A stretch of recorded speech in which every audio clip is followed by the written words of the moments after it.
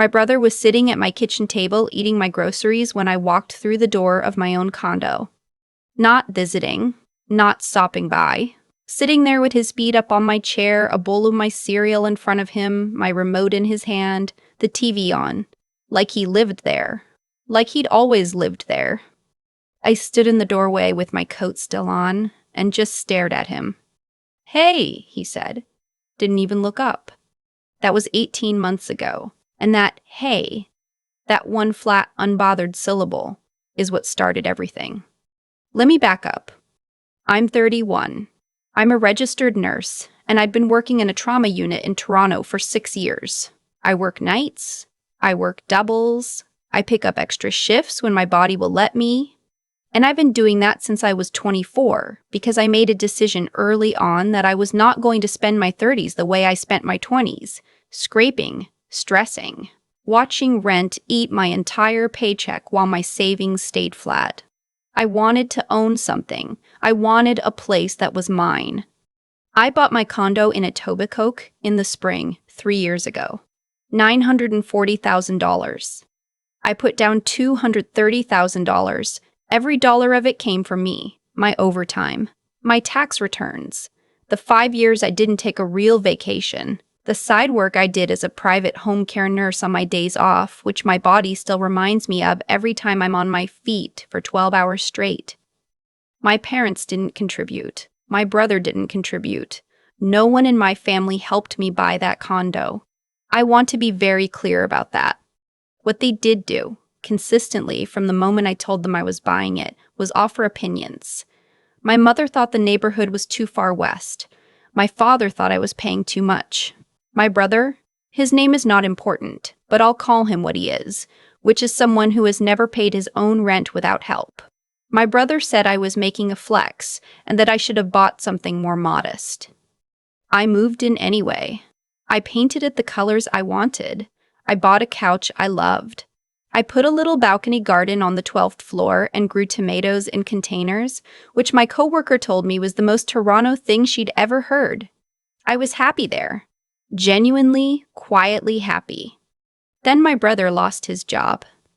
He worked in sales, or he had been for the past 2 years, and the company downsized and he was let go in October. He was 34, living in a rental in Mississauga with a lease ending in December. He called me the week after he got let go, and I felt for him. I did. I told him I was sorry, that it would be okay, that he'd find something else. He called again the following week. He asked if he could crash with me for a bit. I hesitated. I asked him what a bit meant.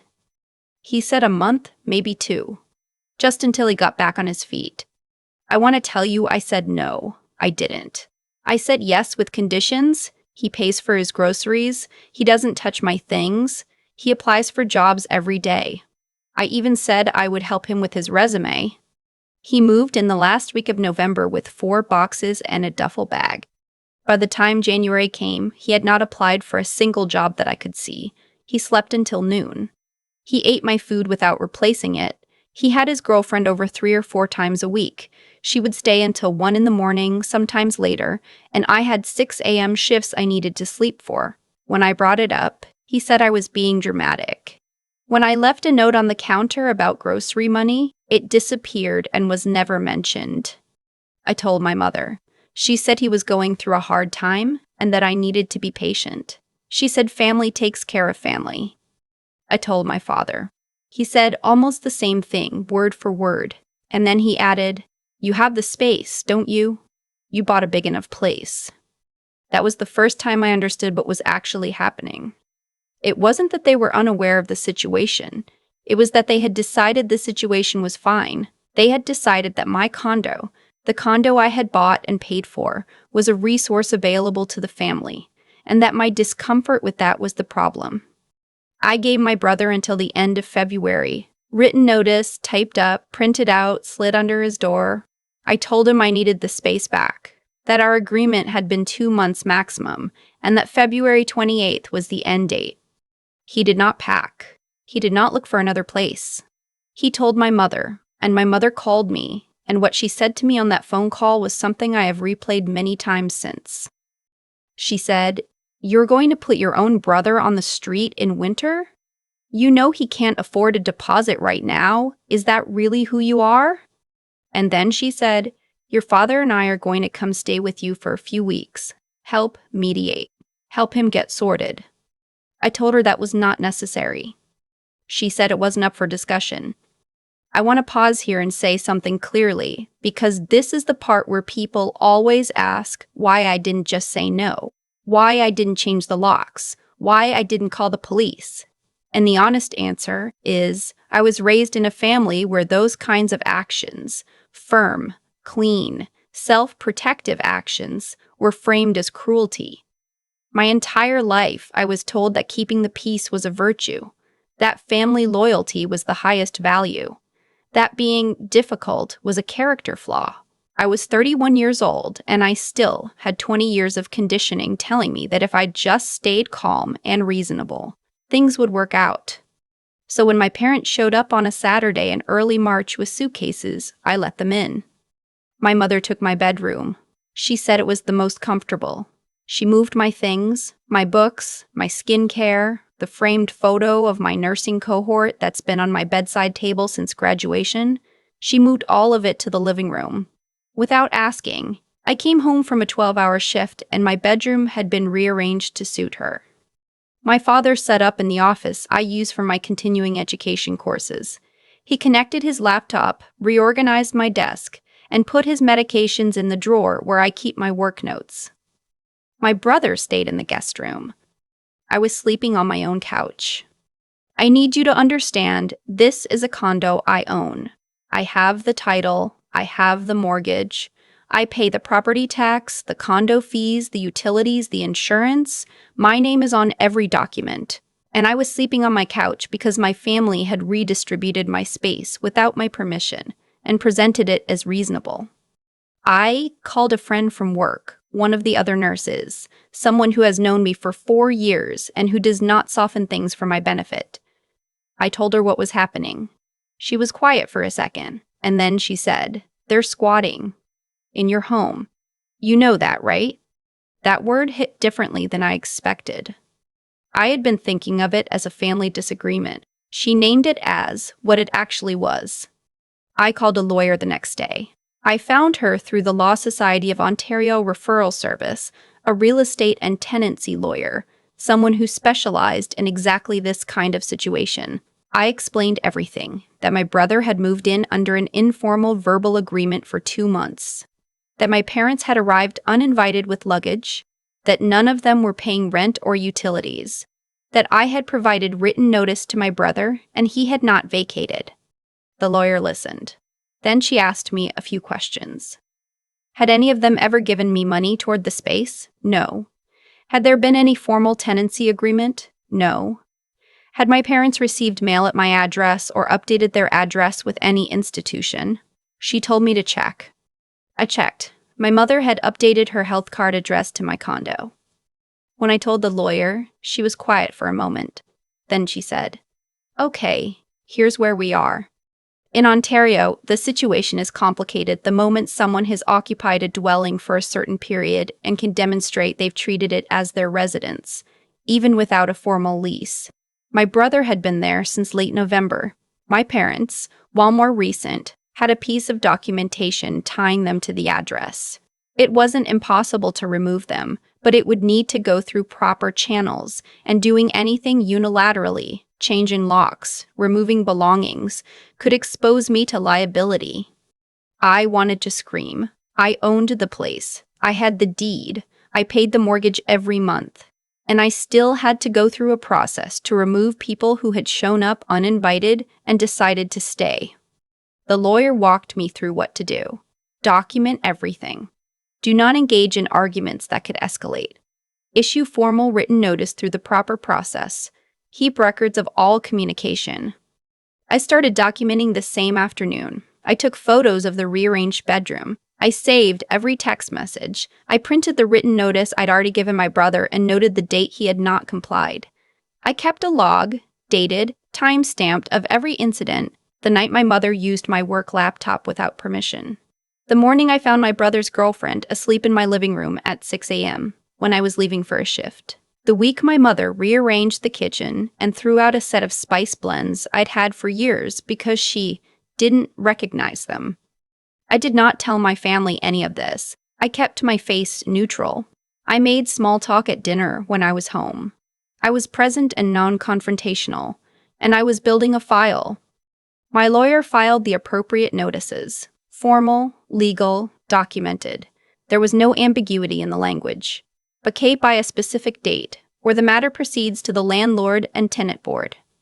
My mother's response, when she found out, was to cry. She sat at my kitchen table, and she cried and told me I was destroying the family. She said she and my father had sacrificed everything for me, that this was how I repaid them. She brought up my childhood, my university tuition, which they had partially contributed to and which I had paid back in full, a fact she did not mention. She said that my father's health wasn't good and that the stress of this situation would make it worse. I sat across from her and I listened, and for the first time in my life, I did not apologize. My brother, when he got his notice, called me 17 times in one evening. I answered the third call. He told me I was selfish, that I had always been like this, that I thought I was better than everyone because of my job. He said I was going to regret this when the family didn't speak to me anymore. I said, "Your deadline is still the same." My father didn't say much. He looked tired, actually, and I felt something for him in that moment. Something that wasn't quite sympathy, but wasn't nothing either. But feeling something doesn't mean I was wrong. Here's what happened next, and this is the part I want people to understand. My lawyer had been doing due diligence on the formal notice process, and in the course of that, she made a discovery. My brother had, at some point in the preceding weeks, received a piece of mail at my address from Service Canada related to his employment insurance claim. That mail had been delivered to my building. The building had a record of it, and my brother had used my address on that claim. This mattered because it established, in his own filing to a federal agency, that he was treating my condo as his residence, which, in combination with the duration of his stay and his non-compliance with my written notice, meant the formal eviction process needed to proceed through the Landlord and Tenant Board, which has specific timelines and hearings. I was prepared for that. What I was not prepared for was what my lawyer found when she looked at the whole picture. During the time my family had been in my home, my mother had contacted my building management. She had told them she was my emergency contact and asked about procedures for adding an authorized occupant to the unit's file. She had not succeeded, but she had tried. And she had also, I still can hardly say this out loud, she had also spoken to a paralegal. Not for her own protection. She had consulted someone about whether, given the circumstances, she could claim any right of residency on behalf of my brother, who she described in that conversation as a dependent adult in her care. My lawyer found this out through a professional inquiry. It is not illegal to consult a paralegal, but the intent was clear. My mother had been quietly exploring whether there was a legal route to keep my brother in my home against my wishes. They weren't confused. They weren't just being difficult. They had a strategy. When I sat with that, something shifted in me. This wasn't a family disagreement that had gotten out of hand. This was a deliberate, organized effort to override my ownership of my own property. I told my lawyer to proceed with everything. Full process. No extensions, no grace periods, no informal resolutions. The LTB hearing was scheduled. My documentation was complete and thorough. 47 pages of logs, photos, communications, and records. My lawyer presented the case. My brother attended with my mother beside him. When the adjudicator reviewed my evidence, the original written notice I'd issued in February, the federal address documentation for my brother's EI claim, the photos of the bedroom rearrangement, the communication log, the building management inquiry my mother had made, my brother went very still. My mother stopped looking at me. The adjudicator asked my brother directly whether he had any claim that this was a formal tenancy arrangement, whether money had ever exchanged hands, whether there was any written agreement. He said no. The order came through. Vacate within 11 days. All 3 of them were gone in 8. I don't know if they moved fast because they were angry or because somewhere under everything, they knew they had no ground to stand on. My mother sent me one text after they left. It said, "I hope you're happy." I haven't responded. My brother has not spoken to me since. I've heard through an aunt that he moved in with a friend and is working part-time at a logistics company. I hope it works out for him. I actually mean that. My father called me once, about 6 weeks after. It was a short call. He said he didn't agree with how things went, but that he understood I had the right to make decisions about my own property. It was the closest thing to an acknowledgement I've gotten from any of them. I thanked him for calling. I repainted the guest room. I got a new set of spices. I moved my photo back to my bedside table, and I stood there for a long moment, just looking at my room the way it was supposed to look. The tomatoes on the balcony have come back. I planted them again this spring. The ones on the south corner are already flowering, which my coworker says means it's going to be a good season. I believe her. What I want to say to anyone watching this who is in something similar, who is being told that having limits makes you a bad daughter, a bad sister, a selfish person, ownership is not just a legal concept. It is also an emotional one. You are allowed to own the space you paid for. You are allowed to say, "This is mine," and mean it. You are allowed to do that without apologizing, without a hearing date, without 47 pages of documentation. Though sometimes, unfortunately, that's what it takes. I spent 31 years being the person who kept the peace. I spent 1 year learning what it cost me, and I spent 11 days watching them pack. I know which year I'd choose again.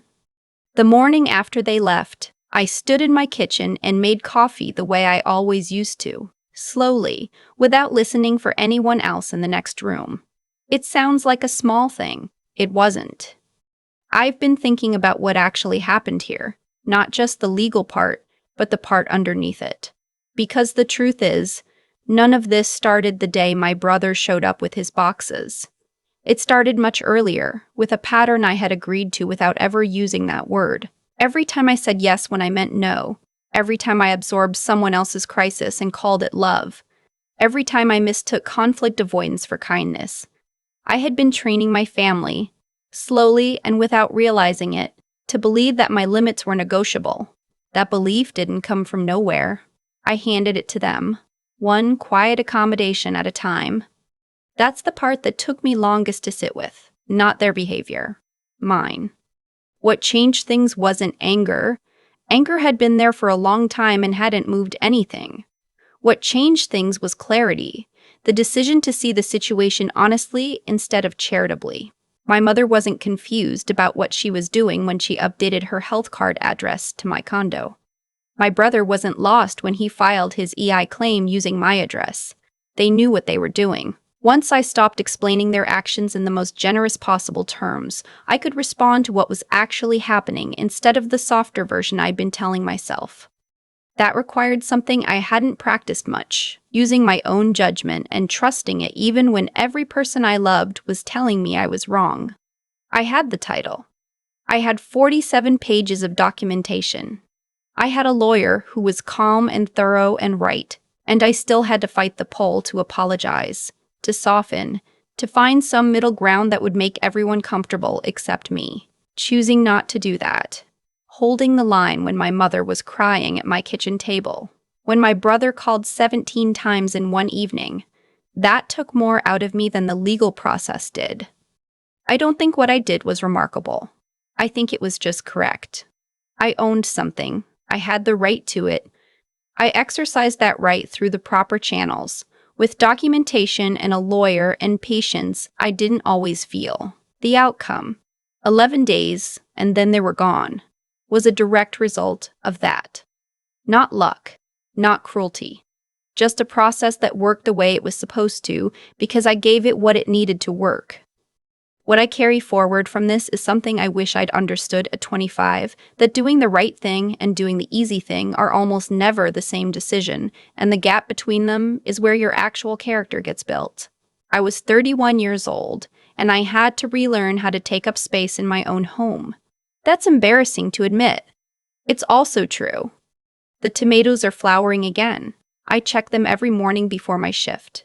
They don't ask for anything unreasonable, just water, sunlight, and enough room to grow. I think about that more than I probably should.